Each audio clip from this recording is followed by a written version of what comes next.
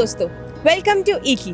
जब हम मिट्टी में फसल लगाते हैं तो उसको न्यूट्रिशन देने की जिम्मेदारी किसकी होती है? सॉइल की।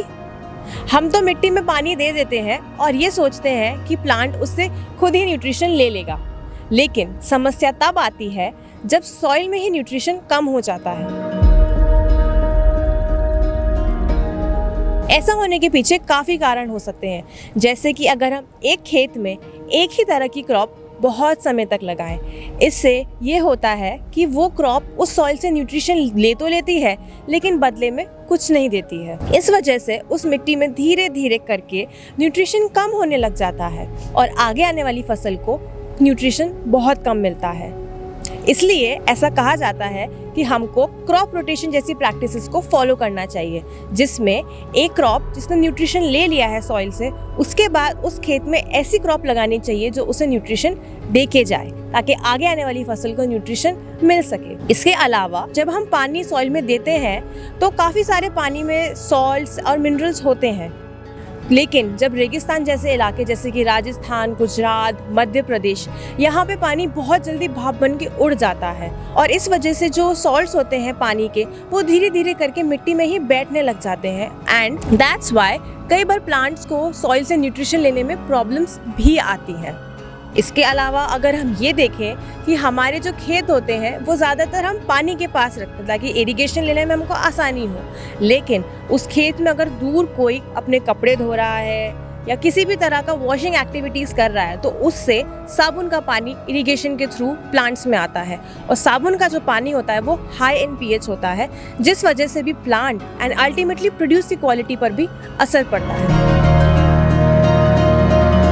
लेकिन जब हम बिना मिट्टी की खेती करते हैं तो ऐसी कोई समस्या नहीं आती, क्योंकि तब न्यूट्रिशन देने की जिम्मेदारी पानी की हो जाती है और इसी को हम हाइड्रोपोनिक्स फार्मिंग कहते हैं।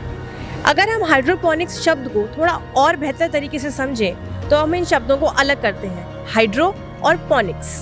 हाइड्रो का मतलब होता है पानी और पोनिक्स का मतलब होता है किसी भी तरह का काम करना। तो हाइड्रोपोनिक्स फार्मिंग का ये मतलब होता है कि जब पानी ऐसा काम कर रहा है जिस वजह से पौधे उग सकें, इसी को हम हाइड्रोपोनिक्स फार्मिंग कहते हैं।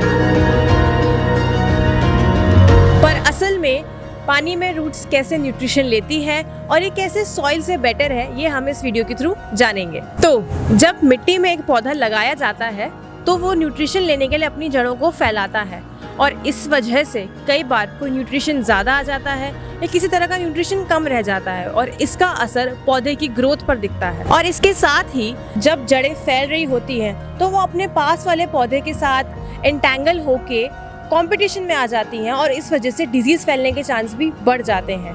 पर हाइड्रोपोनिक्स फार्मिंग में ऐसा कुछ भी नहीं होता, क्योंकि रूट्स को कितना न्यूट्रिशन देना है, कब देना है, वो प्लांट ग्रोथ के किस स्टेज में है, उसको किस हिसाब से न्यूट्रिशन देना है, ये सब हमारे कंट्रोल में होता है। और तो और हाइड्रोपोनिक्स फार्मिंग में पानी का इस्तेमाल तो होता है, लेकिन फिर भी पानी की सबसे ज़्यादा बचत भी हो जाती है।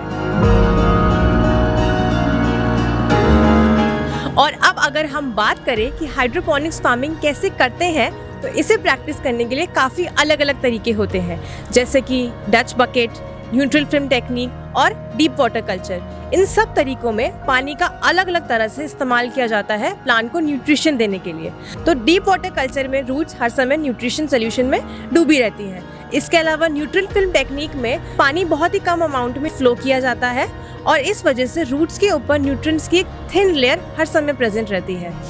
लेकिन इस वजह से प्रॉब्लम ये आती है कि रूट्स हर समय पानी के कांटेक्ट में रहती हैं और इस वजह से वहाँ मॉइस्चर बढ़ जाता है और तो और फंगल डिजीज़ का भी चांस बढ़ जाता है। इनफैक्ट हमने अमित से इन सब टेक्निक्स के बारे में काफ़ी डिटेल में बात कर रखी है और वो वीडियो हमारे चैनल पर लाइव है। लेकिन ईकी में हम कुछ अलग करते हैं। हम पानी का इस्तेमाल न्यूट्रिशन देने के लिए कुछ इस तरह से करते हैं कि ना तो रूट्स को इन्फेक्शन होता है और ना ही पानी की बर्बादी होती है। इसके लिए हमने हमारे इरिगेशन साइकिल्स को फिक्स कर रखा है, जिसमें टाइम के हिसाब से न्यूट्रिशन ग्रोइंग चैम्बर्स में फ्लो तो होता है और रूट्स को उतना न्यूट्रिशन दिया जाता है जितना उन्हें ज़रूरत है और उसके बाद वो पानी वापस से सर्कुलेट होके हमारे कलेक्शन टैंक्स में आ जाता है, जिस वजह से पानी की कोई बर्बादी नहीं होती है। तो आई होप कि आपको इस वीडियो से समझ आया होगा कि कैसे पानी के ज़रिए से न्यूट्रिशन दिया जाता है और उससे फार्मिंग होती है। तो we'd love to hear your thoughts and feedback on this. Until then, stay tuned and keep learning with Iki. Bye.